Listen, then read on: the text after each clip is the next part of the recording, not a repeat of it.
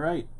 We're here with I think we're here with Jennifer Fraser, and Jennifer, we're on Tim Talk, and Jennifer is someone again who you should probably know if you're affiliated with St. Paul's. She's just one of our movers and shakers, and a really helpful person with us.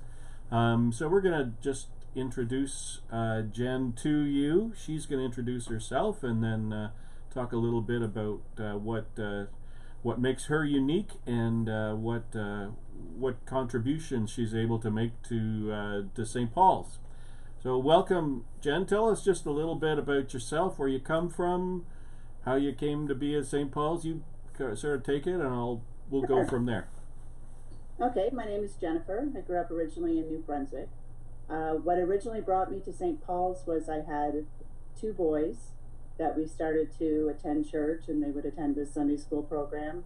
And then as time went on and they became older, it allowed me to become more involved with the church. I'm presently on the board of management with the church, working as the Rector's Warden.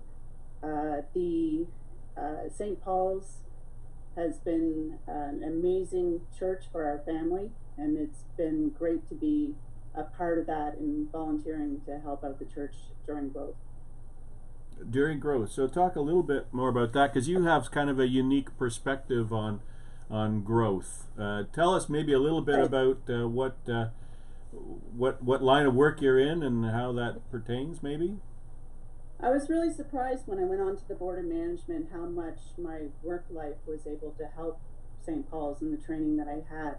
I didn't really think that it would, because I'm in the forestry industry, but what I am is a change manager and part of the transformation of the wood industry as a whole. So what I've done is I've traveled everywhere from Nashville to Vermont to Tampa to give talks on how to manage change, because the world today is evolving so quickly.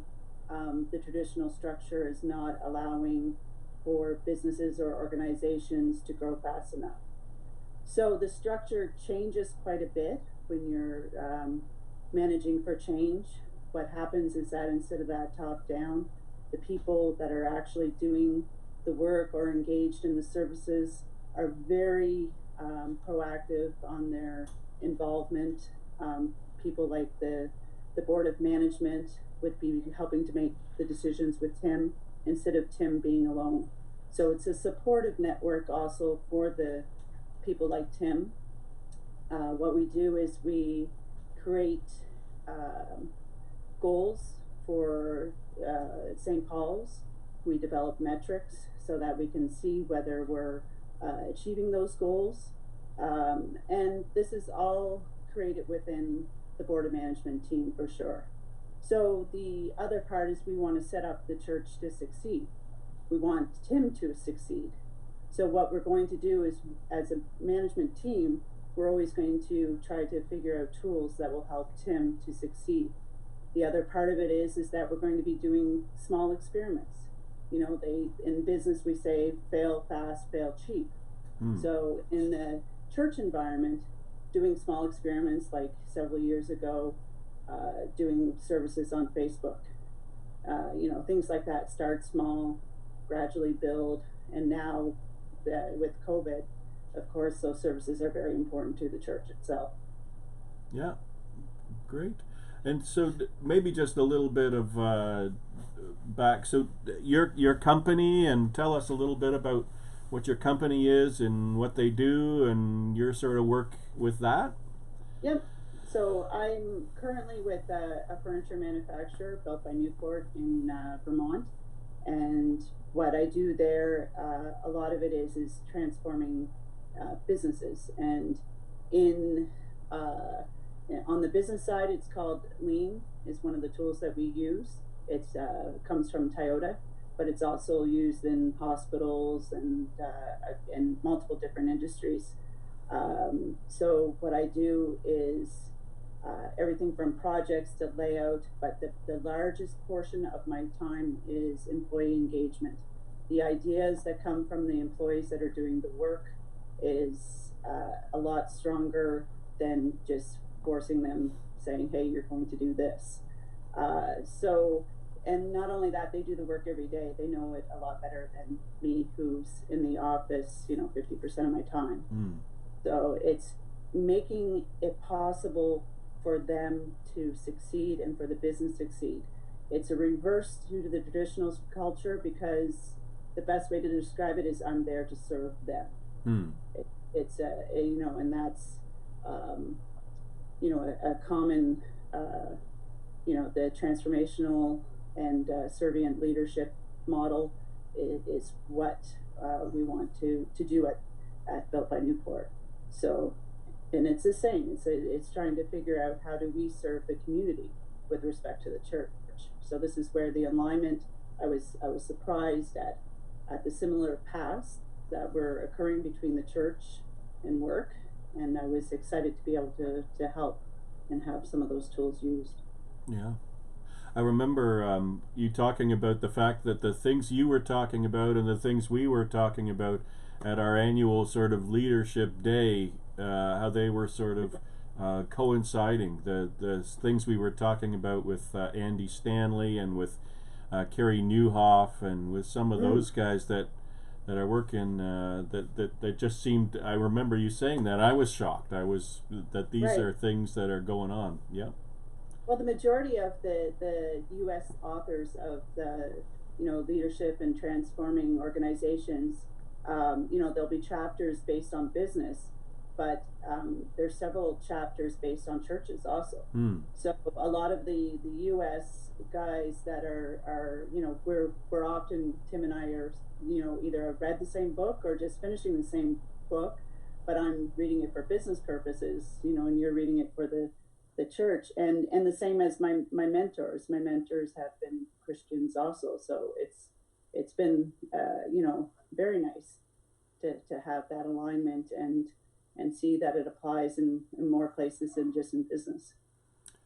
Yeah, well, in the past week I've been to a number of sort of webinars or whatever, and they were going to be some of these big conferences in the States, and what I come to realize, it's taken me maybe a little too long, but the church is big business in the States. It's not here, but somehow that's been a bit of an eye opener. Like they're really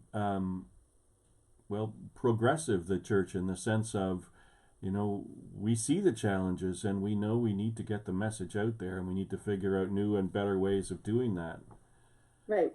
Communication is the key in all of this, as far as that's the first thing that, as far as to change, if you communicate some of these changes that are going on proactively and have those scripts, ready, or be transparent with, the congregation on what's going on, be transparent with the message that you're talking about, not having all these hidden agendas, are huge, and that builds the trust. Once you build the trust, then people become, start to become more engaged, and that's, engagement and belief is, whether it's in a church or in a business, is huge to have people engaged.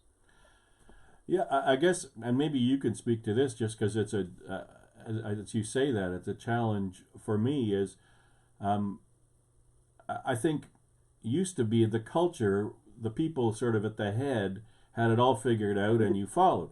But right now, I mean, the ground's moving under our feet, and as you say, I guess that was fail fast, fail cheap. We just have to keep trying stuff. We just have to keep moving on, and communication becomes difficult when I'm trying to, I don't even know. I'm just trying to figure out what's the next thing, what's the next step. But we don't know. That's it. Is that you can't future, and that's why you try these small experiments, because in your head you can plan for weeks and weeks and weeks, and the result is going to be completely different. It's and the thing is, failure actually in a change world is good, because failure means you're trying new things. So, and that, I don't know who that came from. I know it's a quote, but it's important to embrace failure, embrace that things didn't work out, and try again. Yeah. Because we're evolving so quickly that we've got to try new things. Doing it the same, that saying we've always done it this way just doesn't fly. Especially the changes, and when you think of the millennials and how they're becoming engaged in church, it's a different model. It's so we've got to try things to engage the full spectrum of ages. And that's the challenge, really, isn't it? I mean, there comes Mm-hmm. a point, I think I mentioned it last week, there just comes a point where I think every organization wants to find the niche. They want to find that little space of, okay, this is us, this is who we are. Because I think the past 500 years, we've had that. Mm-hmm. We've had that little, this is the way things work. We know how things work. And now I think we're finding that niche place, that little oasis place. It doesn't exist anymore. I don't know when it's going to exist again. Mm-hmm. No, I agree completely on that. It's the same in business. We're trying to find that special little spot, but it's more about who is going to be the most flexible, who can manage all the things that are being thrown at them. That's as far as who's adaptable, for sure. Great. Where else should we go with this, Jen? This is great. Yeah. Good. Well, I appreciate your time. We're gonna have a couple more. We have some other folks on our board of management that we should let people know about, and fascinating things going on in the church. It's interesting.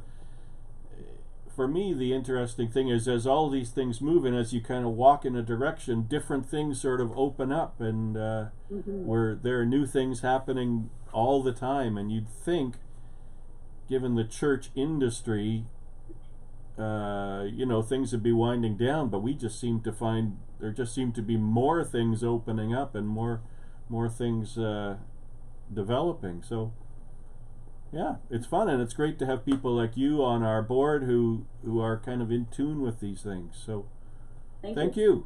And okay. All right, we'll get this out to people, and we look forward to speaking again. Okay. Thanks, Jen. Wait a minute, I'm just going to turn it off here. Okay. It's off. It's off.